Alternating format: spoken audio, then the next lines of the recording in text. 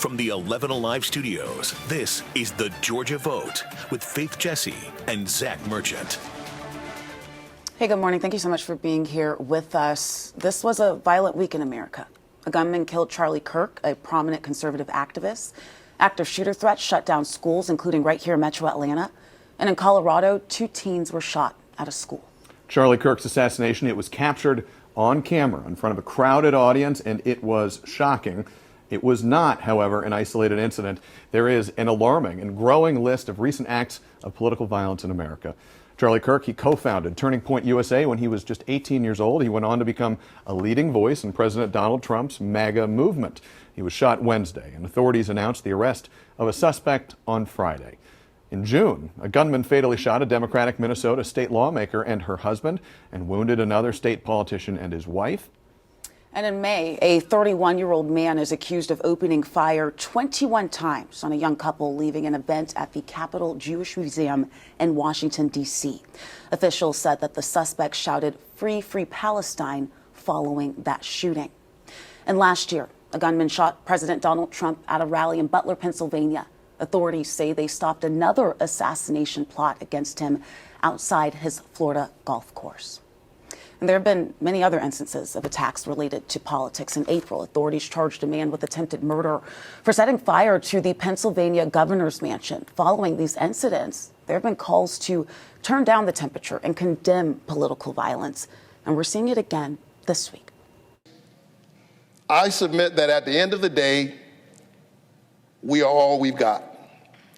We the people. All we really have is one another, and a democracy is the imperfect institutionalization of that moral insight. All we have is one another. You either have a democracy or you have political violence. You cannot have a democracy awash in political violence. I remember the day of September 11th, the churches were open. The doors of the church was open for us to go pray and to unite and to hold hands and to sing hymns of, faith. And I think that's what's so critical to the American way of life is the freedom that we have to have civil discourse and to engage. And for any updates about the Charlie Kirk investigation and what happens next in our political environment, we encourage you to download 11 Alive Plus. You'll see newscasts and live press conferences on any new developments. In other news, developments in South Georgia this week created a domino effect that tied politics, international relations, and the Georgia economy all together. The latest, hundreds of people detained in a U.S. immigration raid. They have now returned to South Korea. A little more than a week ago, about 300 South Koreans and about 175 other workers were detained by immigration and customs enforcement agents at a Hyundai LG battery factory near Savannah. Federal officials say they were investigating allegations of unlawful employment practices. The workers were held in a detention facility as a deal was worked out between senior South Korean officials and the White House, and those negotiations included President Donald Trump. Those detained in the raid, they were skilled technicians. They were helping to build a battery factory that is a partnership between Hyundai and LG. LG confirmed to NBC News the opening of the battery facility will be delayed by about 2 to 3 months. Well, this week we saw a few more candidates talk about their runs for higher office. Current Secretary of State Brad Raffensperger confirming to 11 Alive he will run for higher office in 2026. Now, whether it's for governor or U.S. Senate, we don't know yet. That remains to be seen. But Raffensperger is in his second term as Secretary of State, and he suggested to us in an interview earlier this year that he was seriously considering a run for another position. And former state representative Misha Maynor, she says that she will run for state superintendent next year. Maynor was a Democrat who then joined the Republican Party. She'll join a GOP primary field that includes the incumbent superintendent, that's Richard Woods. Maynor pledges to expand school choice, boost workforce readiness, and cut red tape for teachers. We've got a lot to discuss today. It is time now for our political roundtable. Today we have joining us Stephen Lawson. He's a Republican communications strategist who has served as a senior communications advisor to House Speaker John Burns here in Georgia. He's also worked for Lieutenant Governor Burt Jones and Congressman Mike Collins. Also joining us today is Democratic strategist Fred Hicks. He's the founder and president of the Hicks Evaluation Group, which has worked with hundreds of political campaigns for nearly 2 decades. And joining us today from the AJC, Chief Politics reporter Greg Bluestein. who's also an author and a contributor to MSNBC and NBC News. Guys, there's a lot of ground to cover today, but we've got to start with this political violence that we have seen again this week in America. I want to read a brief quote from college Republicans and college Democrats, a joint statement. They said, in part, "We must always remember that members of the opposing party are not our enemies, but our neighbors and our fellow Americans." Fred, are our politics living up to that right now? Unfortunately not. And we have to find a way, whether we are practitioners or members of the media or elected officials, we have to find a way to dial back the rhetoric, because people out there are taking their cues from the people who have a platform.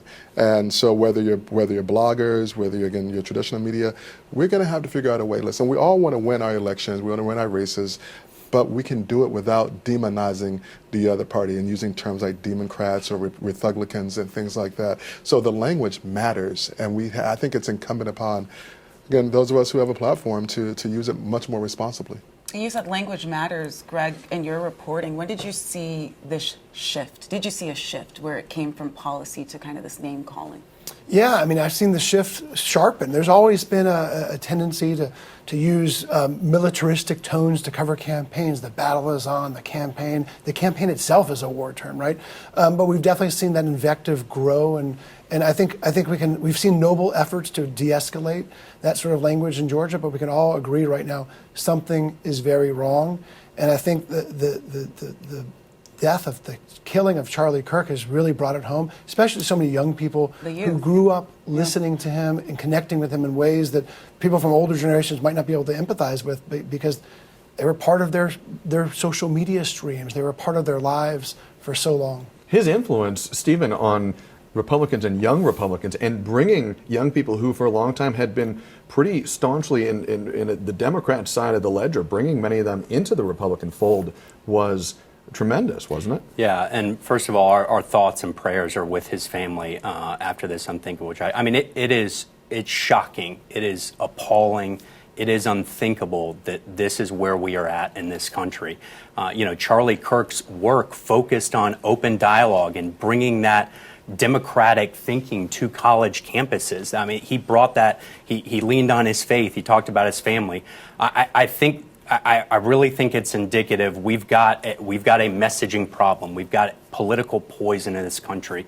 Over the past few years, phrases like fascists and Nazis and threats to democracy have been used to demonize Republicans. And there is a direct link from that language to that bullet that went through Charlie Kirk's throat. And we have got to say enough is enough. We cannot have that. We've got to start thinking of people as human beings, as Americans, not in terms of political terms and not in terms of demonizing what they believe. And Fred, as you weigh in on that, there's a question of accountability. There's a lot of name calling. We hear on the Democrat side, as Stephen said, we hear on the Republican side, the president saying that this is an act of the radical left lunatics. I believe that was his words. Yes. Where's the line drawn in this? Obviously, politics plays into it. It's strategy. But where does the line draw? And does that have to come from everyone? I think it does need to come from everyone. And Stephen, you pointed out one side. I like to remind people, and I've done this a lot lately, that it was in 2012 that Republican strategy to target, and using that term, Democrats included putting scopes on people. And that's why Gabby Giffords was shot in 2012. And in response to Nancy Pelosi's husband and all of that, we're going to have to stop saying, okay, this is what Democrats are doing, this is what Republicans are doing. And people like you and me, Stephen, we're going to have to say, listen, both sides have said things, and we've got to move beyond that. And I think we cannot just focus on what one side has said or done, because both sides, I think, can say a lot. And I don't like both sidism, but radical, fascist, and all these are terms that are out there. And the reality is that, people, I say this all the time, voting is one of the most emotional things that people can do. And so if you can tap into that emotion, then you can get someone to do what you want them to do. And we've got to stop appealing to the most base part of our bases if we want to win an election, if we want to see these other things fall to the wayside. And, this is, in this world of social media now, before and the Lee Atwater days and other people like that, we just had the 3 or 4 major networks, but now everyone has a microphone. Anyone can have 10,000, 100,000 followers or 1 million followers and get shared. So we have to be more cognizant of and aware of what we're doing. And on that note, guys, we've got a lot to discuss here. We've got to go to break here. Appreciate your perspectives. We'll be right back after this. Welcome back. A runoff election in Georgia's Senate District 21, which includes Milton, Alpharetta, and parts of Cherokee County, has the attention of political strategists across the state.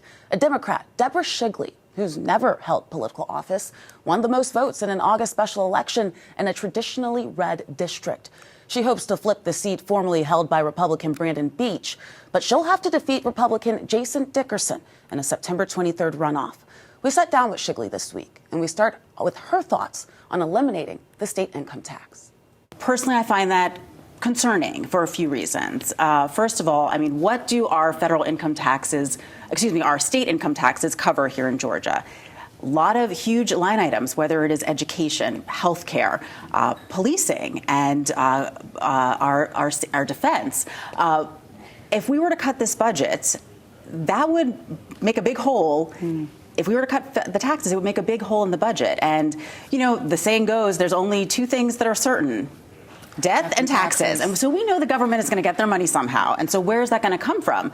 I imagine it's going to come from raising everyday costs. If you're paying $400 a week at the grocery store right now, you're probably going to be paying $600 or $800 because they will impose that as a sales tax on everyday goods in order to raise that revenue back. So it sounds okay in theory, but when you look into the brass tacks of where they're going to produce the same revenue holes from, it's probably going to raise costs on everyday goods for average families, and it also will impact, it's known as regressive, right? It will impact families that maybe are struggling a bit more with everyday goods costs than it will the wealthiest families. So I have deep concerns about whether that would be good for Georgia families. Your opponent that you will be running against in this runoff, Jason Dickerson, he and other Republicans, and he's not the first one to call Democrats this, but a lot of them say that Democrats are woke liberals. Are you a woke liberal?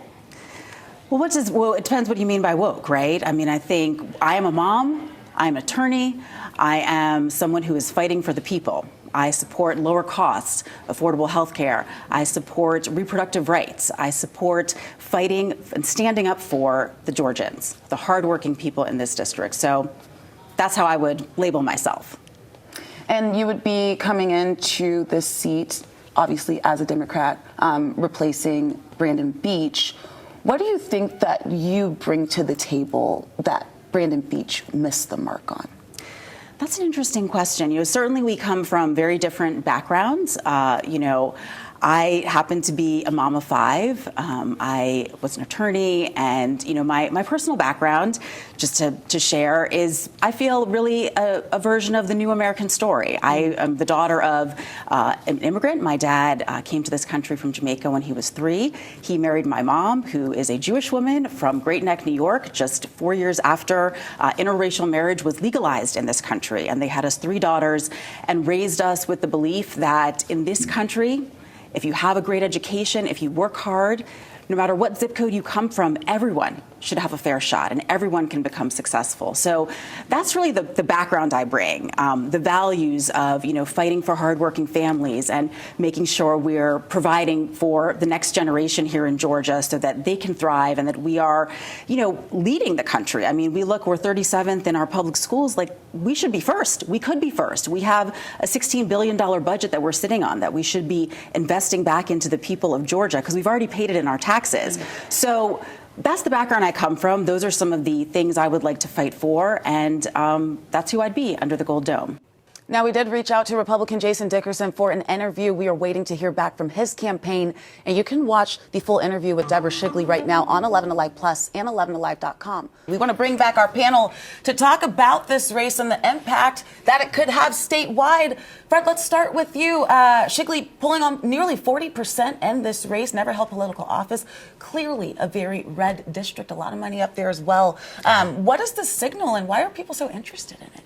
Well, this is a seat that was held by now U.S. Treasurer Brandon Beach. It's a seat, the district that I worked for several years, from 2012 until 2024. And it was a reliably red district. So good money, but a good source of votes in a statewide election. And we've seen at the local level, and even when Shigley ran in the state for the state house seat, that it was moving a little bit more to the blue category. And so if you're able to flip this, then that's one more very precious seat in the state Senate that can alter things. Remember, issues like tort reform passed in the House by 1 vote, and it only passed out of committee in the Senate, I think, by 1 vote as well. Greg, I'm curious about your thoughts on this. Yeah, this is really important for the Democratic psyche because it's not going to change the makeup of the General Assembly. The Senate will still be under Republican control no matter how this goes. But this is a deep red seat, as Fred said. And you saw Deborah Shigley overperform the last Democratic performance by 10%. That just means that she did 10 points better than the Democrat who ran in November did, which is a strong sign. This is very low turnout. A lot of people in the district had no idea, especially. And she was also the only Democrat running, and there were, what, 4 Republicans on the ballot? Multiple Republicans on that ballot. But at the same time, Democrats are looking to have a really strong showing. To Republicans, this was something of a wake-up call. They're doubling down on the Republican nominee in this race. But it also sets the stage for this November when Public Service Commissioner races are up. And Democrats are looking for an upset there that would bode well for that party in next November's midterms. Stephen, I want your perspective on this quickly before we go to another topic. Greg used the phrase wake-up call. Was this turnout and this result a wake-up call for Republicans going into the runoff? I think it's a yellow flag. As you mentioned, there were 5 Republicans, I believe, splitting the vote. She got 40%. She overperformed, but at the same time, she only got 40%. I suspect that trend to continue. I think she'll lose 60-40. But look, it is, Democrats are clearly energized, as you would expect, when Republicans have all 3 levers of government and it's a midterm election. Speaking of Republicans and Republican politicians, in Georgia, a household name in Georgia, Secretary of State Brad Raffensperger, made some news this week announcing that he's not going to run for re-election. He is going to seek higher office. Let's listen into a little bit of some audio from him, and then we will unpack right after this. When you look ahead to those races, what kind of candidate from your party do you hope emerges? A true conservative. What does that look like? I think you're looking at him. You're running? Could be. I'm looking at all my options, and we're talking to our team. So that was back in April. It's been this sort of slow progression to where we are now. The Secretary of State, in a statement, he said his wife and he are prayerfully considering how they can best serve the state of Georgia. I will be seeking higher office. That was the big news this week. Still didn't say what he's planning to run for. Greg, what does he have his eye on? Well, he's got 2 options, U.S. Senate or governor. My bet is governor all the way.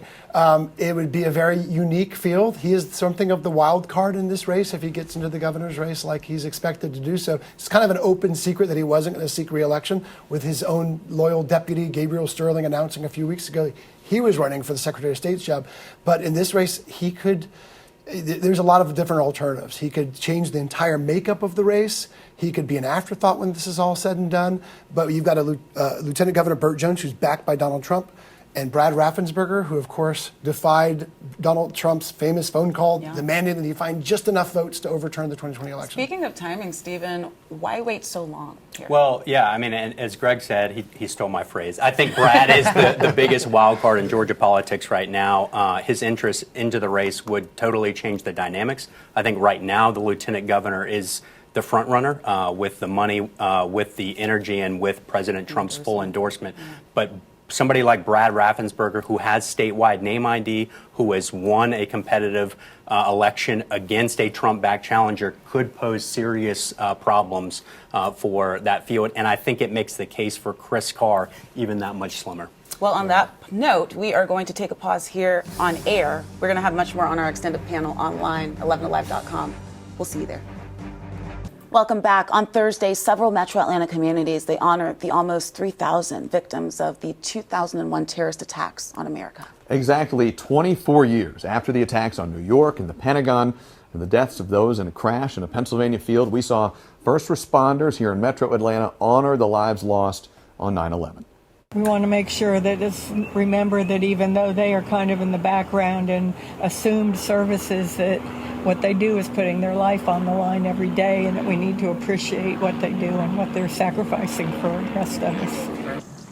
More than 150 firefighters, police officers, and deputies took a mile-long hike up Stone Mountain, climbing the equivalent of 160 flights of stairs. It is a tribute to the dangerous journey first responders faced at the Twin Towers on September 11th.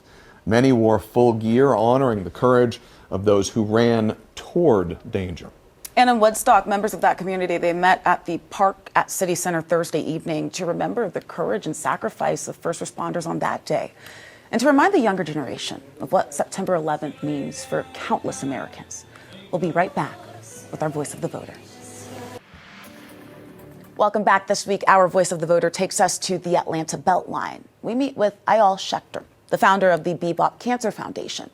At only 27 years old, he survived stage 4 Hodgkin's lymphoma cancer diagnosis.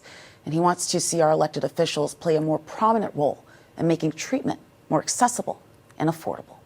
So, Eyal, you grew up in Atlanta before all of this was here. Mm-hmm. I mean, it's funny. I mean, you would only come over here for certain things. It was City Hall, a Sears, a baseball field way before we were born. It's amazing they build these things, you know, the upgrading public places, but how are we as a community able to activate? I'm born and raised in Atlanta. I went to Lakeside High School, got my degree from Oglethorpe University. In October 2020, I started to have these symptoms of itching all over the body and sweating and just being tired all the time. After biopsies, scans, and things like that, I found out I have stage 4 Hodgkin's lymphoma. I did chemo through May of 2021, and I'm very fortunate that it worked. I was fortunate to have a job at the time with insurance, because technically without insurance, I'm easily over $1 million